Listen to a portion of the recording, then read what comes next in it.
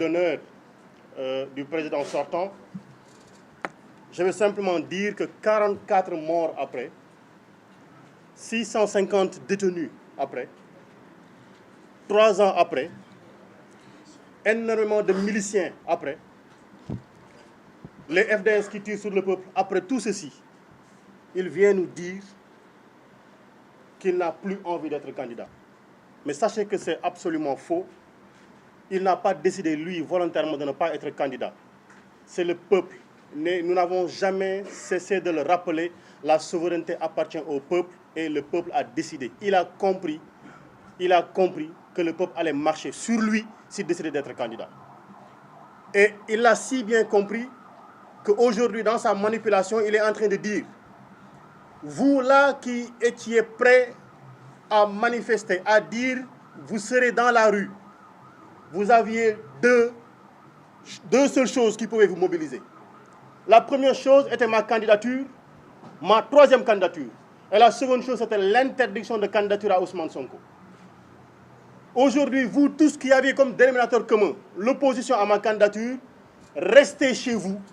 J'ai décidé aujourd'hui, en me prononçant, en disant que je ne serai pas candidat, je vais marcher sur Ousmane Sonko, je marcherai sur Pastef, je marcherai sur ses militants, je marcherai sur sa candidature, je le garderai en prison, je l'interdirai de candidater. Laissez-moi faire, laissez-moi m'occuper d'Ousmane Sonko. Voilà le message qu'ils nous ont lancé.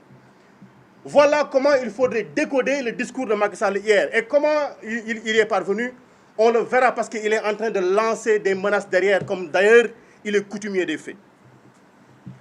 Donc ce qu'il a dit hier, mais est d'une extraordinaire banalité, parce que je ne suis pas candidat, il savait très bien et pertinemment que la Constitution le lui interdisait. Et je dis, pour ceux qui ont décidé de lui faire confiance, mais gardez-vous de totalement lui faire confiance, parce que comme il a été dit tout à l'heure par Ngagne Demba Touré, il garde sous son coude 3 cartes, 3 coups qu'il peut nous faire au dernier moment. Et j'avertis les prochains candidats de l'APR, évitez de manger chez lui, évitez de boire son eau, il est capable de vous empoisonner et de dire, comme nous n'avons plus de candidats, je reviens, et de le faire à la Ouattara. Prenez garde, je parle de Amadouba, de Aly Ngouille Ndiaye et de tous ceux-là qui ont été cités, faites bien attention. Si vous n'arrivez pas à gainer votre bouche d'invulnérabilité, ne mangez pas chez lui. Mais je dis une chose, il n'est pas candidat et Dakar dort. Comprenez ce que je suis en train de dire. Il n'est pas candidat et Dakar est en train de dormir. Ça veut dire que le fait qu'il ne soit pas candidat n'intéresse aucun de ses souteneurs. Mais qu'ils disent qu'Ousmane Sonko ne sera pas candidat, Dakar ne dormira plus. Qu'ils disent qu'Ousmane Sonko ne sera pas candidat, le Sénégal ne dormira plus. Et il faudra qu'ils le comprennent. Donc tout ceci n'est en rien une déclinaison du dialogue politique. En rien, il faut qu'on le comprenne. Tout ce qu'il vient de dire n'a rien à voir avec le dialogue politique. Il a compris le message qui lui a été lancé. Et comme nous l'avons dit, sa déclaration tardive a causé beaucoup de morts. Mais l'affaire CPI, on ne va pas lâcher l'affaire. Topoka lay doon. Ils nous ont dit qu'il y avait des forces occultes dans ce pays-ci. La seule force occulte ici, c'est cet homme qui a voulu utiliser des forces de défense et de sécurité, accompagné de milices qui a tiré sur son peuple. Voilà la seule force occulte. Et qui aujourd'hui, parce qu'elle est tellement occulte, elle a envoyé cette force occulte, une ministre des Affaires étrangères, se rendre dans tous les pays du monde, se rendre à l'Union européenne pour nous servir un mensonge éhonté que les gens n'ont pas fait, et ils n'ont pas fait 30 secondes pour la démentir. Force occulte. Il a dit les forces de défense et de sécurité ont tiré. Mais voilà, vous là qui êtes force de défense et de sécurité, on vous a donné la possibilité de tirer, vous avez tiré avec des balles réelles sur le peuple. Et aujourd'hui, on vous jette en patrouille, on vous jette en charogne. C'est un avertissement qui vous est lancé. C'est un avertissement qui vous est lancé. Aujourd'hui, moi, Birame Souleye Diop, parlant sur cette table, auguste table, invité de la conférence des leaders, j'ai dit la candidature du président Ousmane Sonko est une demande politique, est une demande du peuple. Elle ne dépendra aucunement d'un complot politique ou un complot judiciaire. Ousmane Sonko sera candidat, nous battrons campagne avec lui, il présentera son programme et si notre souhait, le bon Dieu l'accepte, il sera le président en 2024. Nous l'avons entendu faire ces menaces.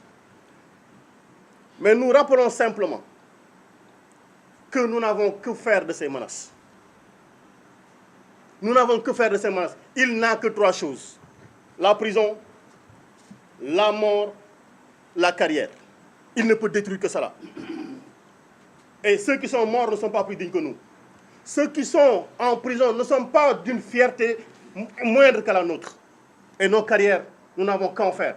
Nous sommes des citoyens simples qui voulons lutter pour la démocratie. Et c'est l'occasion pour nous de rappeler que les exigences face à ce qu'il est en train de nous proposer, c'est que nous, on ne dialoguera pas avec un pistolet dans la bouche. Parce qu'avec un pistolet dans la bouche, on ne prononce pas des consonnes. On ne prononce pas des syllabes. On ne peut prononcer que des voyelles. Oui, oui, oui. Avec un pistolet dans la bouche, on ne peut pas dire non. Donc on ne négociera pas avec un pistolet dans la bouche. Et ce qu'on lui dit, une condition, parce que nous ne sommes pas hermétiquement fermés au dialogue.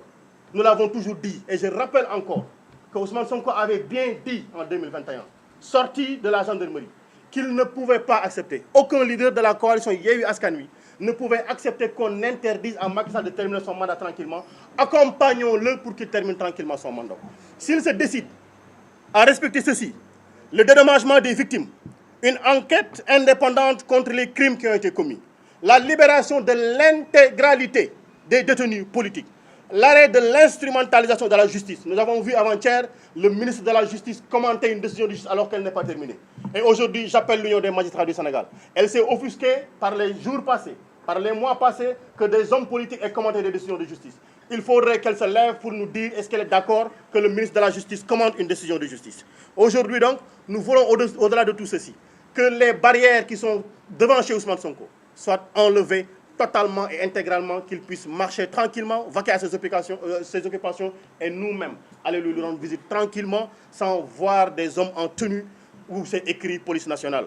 Des élections transparentes, inclusives et apaisées. C'est notre souhait le plus absolu. Si c'est son souhait, on s'entendra rapidement parce qu'il va arrêter ce qu'il est en train de faire. Si ce n'est pas son souhait, si son souhait reste d'éliminer Ousmane Sonko, il nous aura toujours en face de lui qu'il se prépare à nous mettre tous en prison. Nous rappelons aux Sénégalais, donc, tout ceci est que il nous a informé qu'il va introduire des modifications au niveau du code électoral et de la Constitution. En tout cas, nous, députés, nous attendons fermement de savoir qu'est-ce qu'il nous amène. On ne se prononcera pas sur le sujet, on attendra d'avoir les informations sur le contenu. Mais sachez-le, Constitution, du rido maïga, la Constitution, ce n'est pas le rideau d'un bar qu'on heurte à tout moment, qu'on soulève à tout moment et qu'on rabaisse à tout moment. Voilà la conclusion. Merci beaucoup. Merci, Madame Maïmouna Bousso. Après